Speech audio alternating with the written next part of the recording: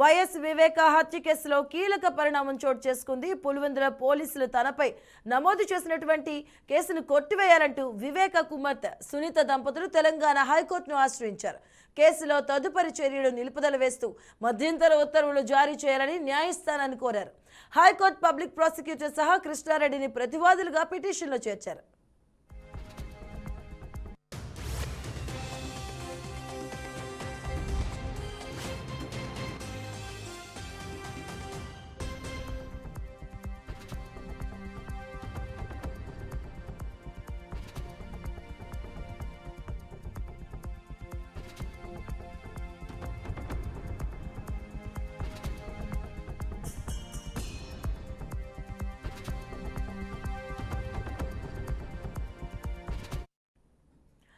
YS వివేక హత్య కేసులో కీలక పరిణామం చోటు చేసుకుందని చెప్పుకోవచ్చు. పులివెందుల పోలీసులు తమపై నమోదు చేసిన కేసును కొట్టివేయాలంటూ వివేక కుమార్తె సునీత దంపతులు తెలంగాణ హైకోర్టును ఆశ్రయించారు.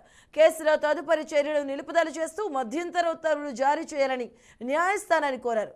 హైకోర్టు పబ్లిక్ ప్రాసిక్యూటర్ సహా కృష్ణారెడ్డిని ప్రతివాదులుగా పిటిషన్లో చేర్చారు.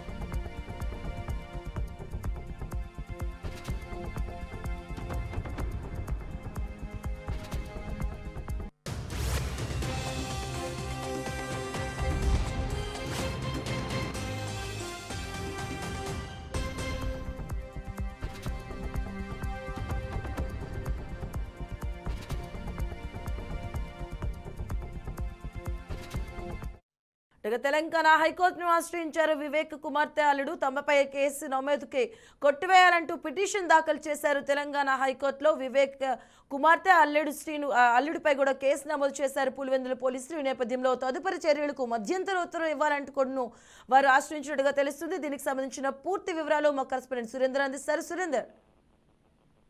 మధు, పులివెందుల పోలీసులు తమపై నమోదు చేసినటువంటి కేసును కొట్టేయాలని కోరుతూ మాజీ మంత్రి వైఎస్ వివేక కూతురు డాక్టర్ సునీత అలాగే అల్లుడు రాజశేఖర రెడ్డి ఇద్దరు కూడా తదుపరి చర్యలు నిలుపుదల చేయాలని మధ్యంతర ఉత్తర్వులు ఇవ్వాలని చెప్పి హైకోర్టును ఆశ్రయించారు.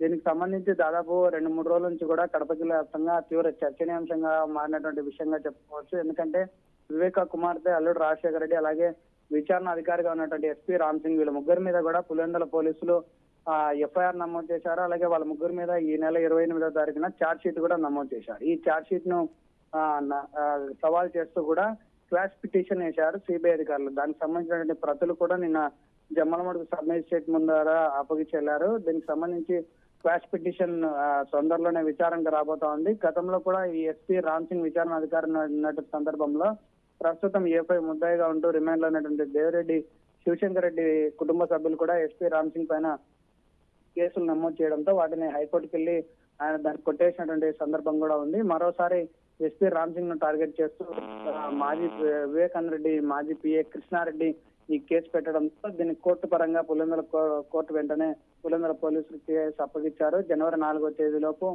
దీని పైన తదుపరి విచారణ అలాగే క్లియర్ కట్ గా విచారణ కూడా పూర్తి చేయాలని చెప్పి ఆదేశించడంతో వెంటనే వీరి ముగ్గురి మీద ఛార్జ్ షీట్ ఫైల్ చేశారు. ఆ ఛార్జ్ షీట్ ను కౌంటర్ దాఖలు చేయడంతో పాటు వీళ్ళు కూడా హైకోర్టును ఆశ్రయించారు. ఇటు సిబిఐ అధికారులు ఇటు వివేక కుమార్తె ఇద్దరు కూడా కోర్టును ఆశ్రయించి ఒకరు క్వాష్ పిటిషన్ అలాగే వీళ్ళు తమపై కేసును కూడా కొట్టేయాలి, మధ్యంతర ఉత్తర్వులు ఇవ్వాలని చెప్పి కోరుతున్నటువంటి పరిస్థితి ఉంది.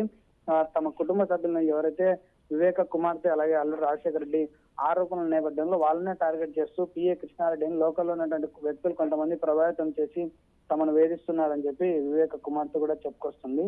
అలాగే జమ్మలమడుగు మేజిస్ట్రేట్ ముందర ఆ క్వాష్ పిటిషన్ సంబంధించిన ప్రతులు కూడా అందించారు. ఈ 2 కేసులు ఈ వారం లోపు పూర్తి స్థాయి ఒక కొలిక్కొచ్చే అవకాశం కూడా కనిపిస్తుంది. మరి రైట్, థ్యాంక్ యూ సురేందర్.